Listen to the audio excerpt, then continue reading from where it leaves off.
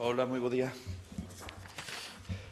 Bueno, bo día a todas e a todos e grazas por estar nesta rolda de prensa na que vou dar conta, como todos os venres, de todos os recursos e proxectos para o avance desta provincia. E esta semana mobilizamos preto de 5 millóns de euros en Xunta de Goberno para deporte, investimentos en concellos e estradas provinciais. O detalle, unha cuantía de próximos 250.000 euros para mellorar infraestructuras deportivas en Sanxenxo, Lalín e o Rosal, 900.000 euros para clubes deportivos da provincia, 1,8 millóns de euros para que 11 concellos realicen investimentos e contraten persoas desempregadas ao abeiro do Plan Máis Provincia e preto de 1,9 millóns de euros para obras en estradas provinciais. Concretamente, 260.000 para a estrada provincial EP 0405 Xesteira Almofrei en Cerdedo Cotobade,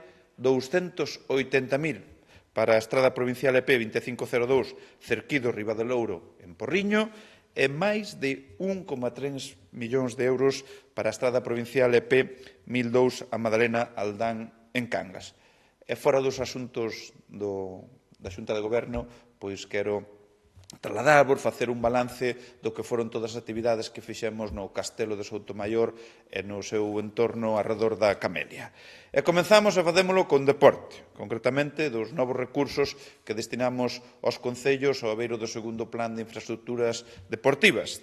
Trátanse de 250.000 euros para os concellos de Lalín, Sanxenxo e o Rosal para que melloren equipamentos deportivos. O Rosal, 115.000 para sustituir a coberta do pabillón municipal.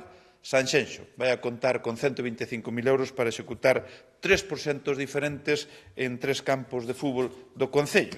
O detalle, falamos de 35.000 euros para cambiar as carpinterías interiores, concretamente as portas dos campos de fútbol de Revela, Lanzada e Baltar de Arriba, preto de 40.000 euros para sustituir a iluminación existente, a mellorar a eficiencia enerxética no campo do Rebel e outros 52.000 euros para mellorar a iluminación do campo de Baltar de Arriba.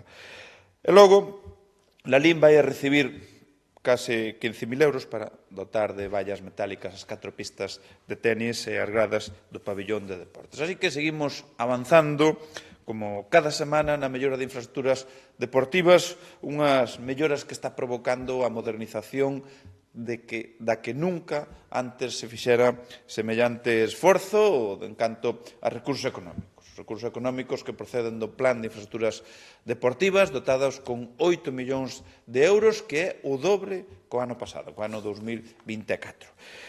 Seguindo un pouco ou moito no ámbito deportivo, pois quero informarnos que aprobamos unha liña de achegas que ascende a 900.000 euros para axudar aos clubes da provincia que participen en competicións oficiais de ámbito estatal. Foron unhas axudas que o ano pasado chegaron a 80 clubes deportivos de 25 concellos e de disciplinas tan variadas como o fútbol sala, o balonmán, o tenis de mesa, o ciclismo, natación, baloncesto, surf, tiro con arco, hóquei, orientación, esgrima, waterpolo, patinaxe, squash ou, entre outros, tamén o atletismo.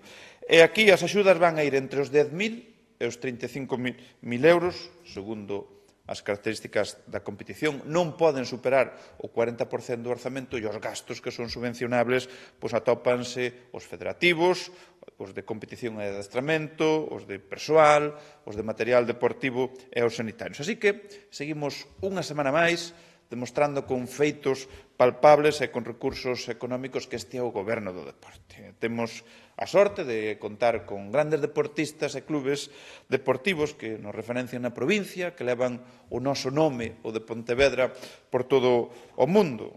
Por iso que nós estamos aquí aprobando recursos económicos para apoialos como se merecen, independentemente de cal sexa a disciplina ou a modalidade deportiva que practican. E cambiamos de terzo, porque cada semana é un clásico falar dos fondos que distribuímos entre os concellos ao abeiro do Plan Máis Provincia. E hoxe aprobamos 1,8 millóns de euros para que 11 concellos da provincia realicen investimentos e contraten a persoas desempregadas.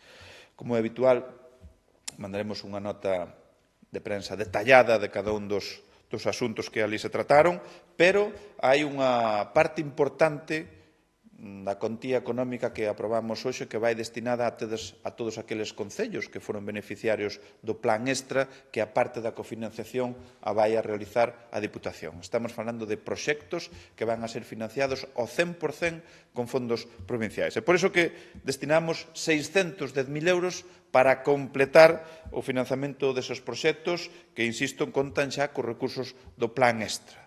Falamos de Barro, Cambados, Meis, Mondariz e Valga. En total, vanse a mobilizar 3,1 millón de euros.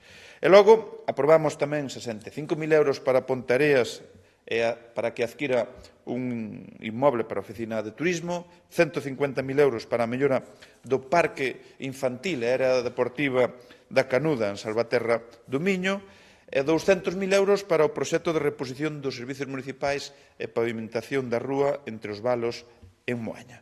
E logo, no que se refire á contratación de persoas desempregadas, a liña 3 do máis provincia de activación de emprego, vamos a permitir a contratación de 54 persoas desempregadas nos concellos de A Cañiza, Barro, Moaña, O Grove e Ribadumia.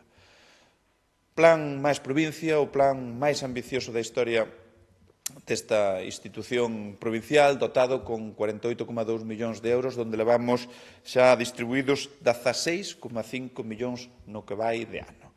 E remato cos asuntos da Xunta de Goberno falando de estradas provinciais. Concretamente, xa son proxectos que vos falei en algunha ocasión, que se van a executar nos concellos de Cerredo, Cotobade, Porriño e Cangas. Por orden e por detallar así a grosso modo cada unha das actuacións que se van a realizar nestes 3 concellos, comenzamos por Cerredo Cotobade, onde aprobamos o proxecto para as obras de mellora de seguridade viaria con unha instalación dunha nova iluminación pública na estrada provincial EP 0405 Xesteira Almofrei, cun orzamento de 260.000 euros no concello de Cerredo Cotobade.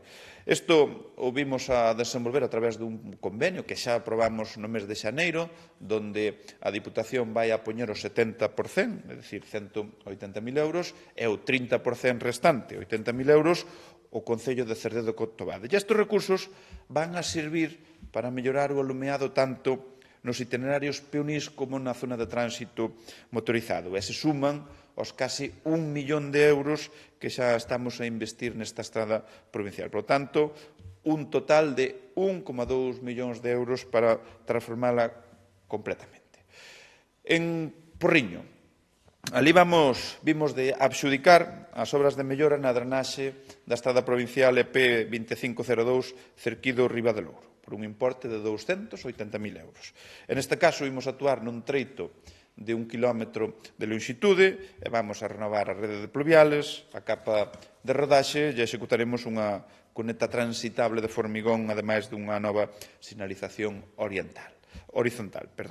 E, por último, aprobamos o proxecto de mellora da mobilidade peonil na EP 1002 a Madalena Aldán, en Cangas, que conta cun orzamento de máis de 1,3 millóns de euros. E trátase dun proxecto que tamén se desenvolve a través dun convenio con o Concello de Cangas. A Diputación aporta o 80%, o Concello de Cangas o 20% restante, preto de 300.000 euros. A nosa parte, a da Diputación, é de 1 millón de euros. E con estes recursos vanse a mellorar as condicións de seguridade e de mobilidade dos peóns e dos vehículos nun treito de 850 metros, nos que se vai a construir unha senda peonil, se van a implantar zonas de convivencia e se mellorarán tamén os servizos afectados pola execución das obras.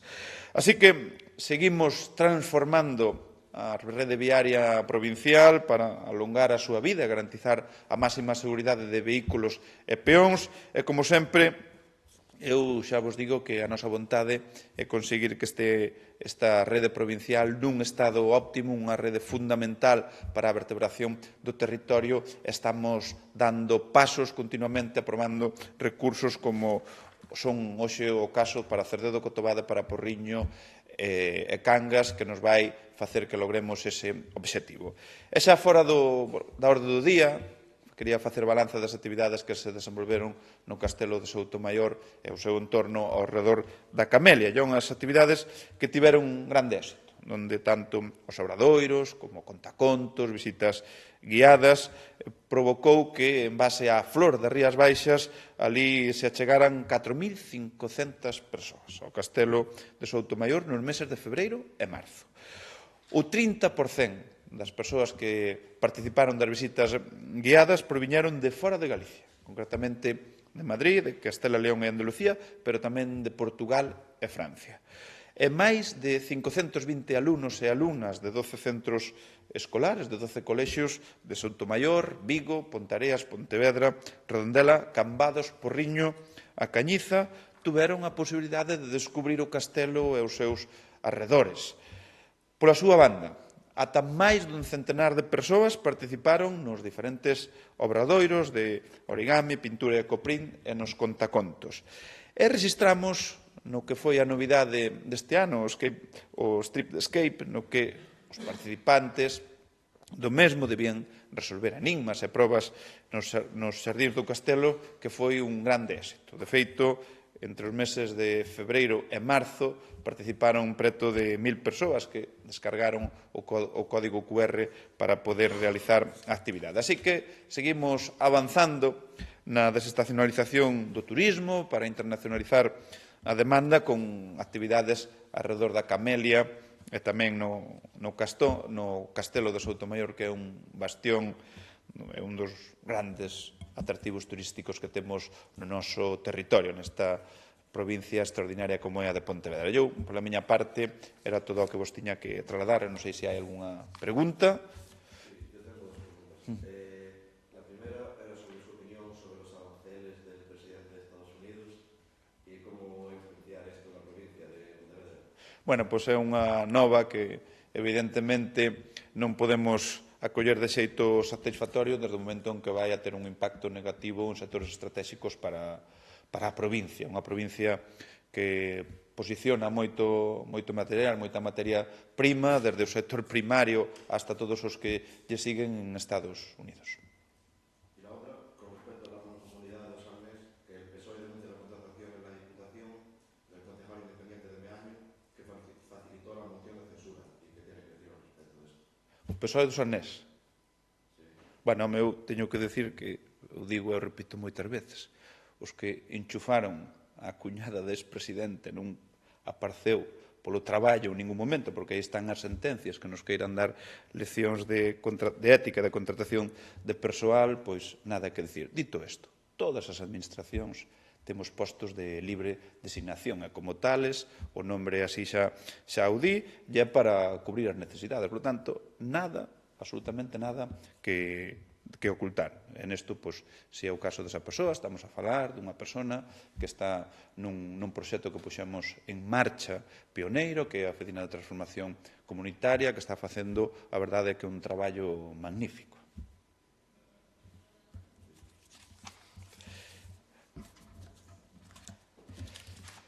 Bueno, oye, 1.000.000 de gracias. Así que dime eso.